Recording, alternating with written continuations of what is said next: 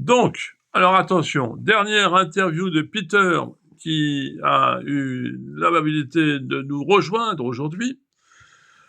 Nous avons fait quelques vidéos, nous finissons maintenant en beauté avec les dernières problématiques, dernières questions, dernières interrogations.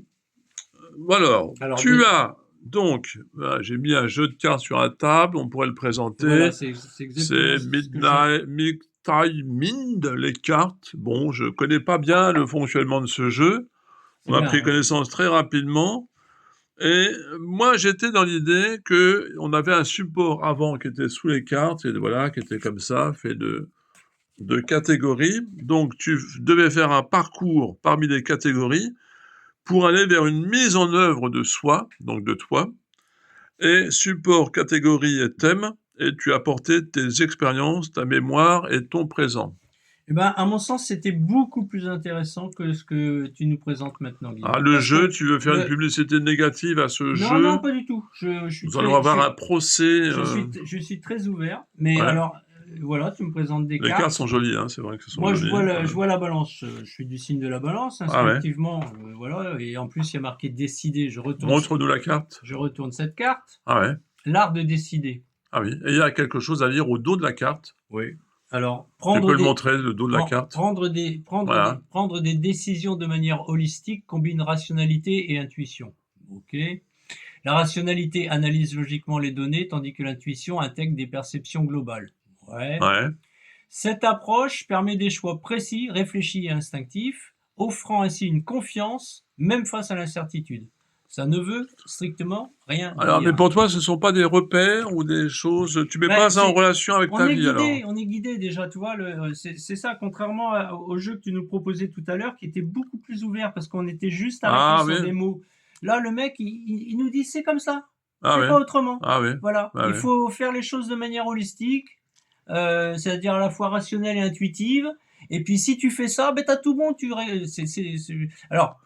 c'est ça qui n'est pas évident. Il le définit, enfin, il le cadre entre le personnel et le professionnel. Quel sera ton premier, donc personnel, quel sera ton premier pas pour, alors, voilà, c'est tous ces choses bidons de développement personnel qui fait que peut-être tu vas alors, personnel, qu'est-ce que tu vas pouvoir faire? Quel sera ton premier pas pour aligner tes décisions sur tes valeurs et objectifs de vie à long terme? Toi, tu pratiques pas du tout le développement personnel, les thérapies, les choses comme ça. Tu as ta propre philosophie, tu fais tes mises au point avec toi-même, etc. Mais tu nous en dis peu sur ta cuisine psychique. Ah merde, je dis tout. Identifie d'abord clairement tes valeurs. Non, mais toi, pour te mettre au clair avec toutes sortes de pensées qui peuvent obstruer ta conscience. Oui. Mais moi, tous les livres de développement personnel obscurcissent davantage ma pensée qu'ils ne l'éclairent. Identifie d'abord clairement tes valeurs. On va être basique, on va parler de la paix dans le monde. Puis évalue tes choix actuels à l'aune de ces principes. Ah bah oui. Oui, tu as fait le choix de ne pas t'acheter la carabine à plomb que tu voulais pour commander au Père Noël, par exemple. C'est une très très bonne remarque.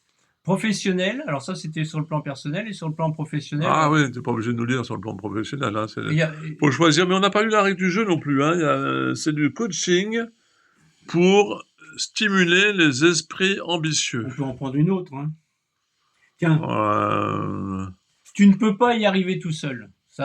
Alors ils disent, imagine un jeu de cartes, pas uniquement pour jouer, mais pour t'aider à avoir des idées originales. Moshe Dayan. Et te booster dans ta vie pro et perso. Les cartes Midnight Mind sont un outil de coaching unique créé pour t'aider à exploiter ton potentiel. Alors je ne sais pas s'il y a un usage... C'est pas mal, ça. En rap, tu le faisais bien, ça. Je ne sais pas s'il y a un usage particulier. Que tu sois coach, manager, dirigeant ou simplement une personne ambitieuse cherchant à améliorer ta vie, les cartes Mighty Mind te donnent un outil dynamique pour la réflexion. 4 minutes 39, il va falloir arrêter. Professionnel, quelle nouvelle opportunité pourrait émerger si tu adoptais une approche collaborative et cherchais des partenariats dans tes projets professionnels? Alors mes projets Sur la professionnels. fin, donc sur la fin. Voilà. Fais-nous une petite synthèse entre parcours et mise en Synthèse. œuvre de soi. Non, non, laisse tomber le jeu, c'est Ah pas le bah, jeu. ah oui, oui, synthèse. C'est pas le synthèse. jeu, c'est comment passes-tu du parcours à la mise en œuvre de toi-même? C'est-à-dire comment tu passes du... Je vole Ouais. tel un aigle sur son perchoir qui regarde la nature environnante Ah oui, oui, d'accord, ouais. et je cherche le beefsteak. D'accord, d'accord, ouais, ouais. Oh Je là. vois le beefsteak, Ah oui, je fonds sur lui, ouais. Ah oui, c'est impressionnant, je ouais. pique Ouais. et je me substante. Et tu pourras Après, nous je regarde indiquer ma compagne et ma pénate, quelle est ta boucherie? sans eau.